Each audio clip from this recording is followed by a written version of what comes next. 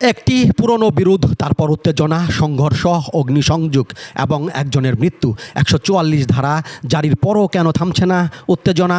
টাঙ্গাইলের গোপালপুর ও ভূঁইয়াপুরে আজ শুক্রবার সকাল থেকে কি ঘটছে জানতে ভিডিওটি দেখুন। টাঙ্গাইলের গোপালপুর ও ভূঁইয়াপুর উপজেলার দুটি এলাকায় আবারও উত্তেজনাপূর্ণ পরিস্থিতি তৈরি হয়েছে।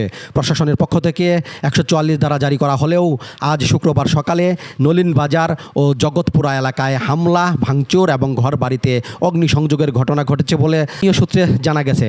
বর্তমানে গোপালপুরের গুলপেচা, নলিনবাজার এবং ভূঁইয়াপুরের জগৎপুরা এলাকায় থমথমে পরিস্থিতি বিরাজ করছে। আইন শৃঙ্খলা পরিস্থিতি স্বাভাবিক রাখতে বিপুল সংখ্যক পুলিশ সদস্য মোতায়েন করা হয়েছে।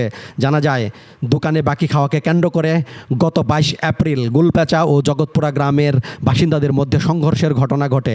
সেই বিরোধের জের ধরেই গতকাল বৃহস্পতিবার বিকেলে আবারও দুই পক্ষের মধ্যে সংঘর্ষে জড়িয়ে পড়ে দুই এলাকার মানুষ।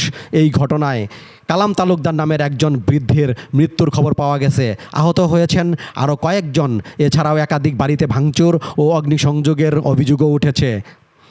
পরিস্থিতি নিয়ন্ত্রণে রাখতে প্রশাসন কাজ করছে। নতুন করে কোনো অপ্রীতিকর ঘটনা এড়াতে সংশ্লিষ্ট এলাকায় সতর্ক অবস্থানে রয়েছে আইনশৃঙ্খলা বাহিনী। সর্বশেষ পরিস্থিতি ও নির্ভরযোগ্য তথ্য জানতে খবর যুগের সাথেই থাকুন।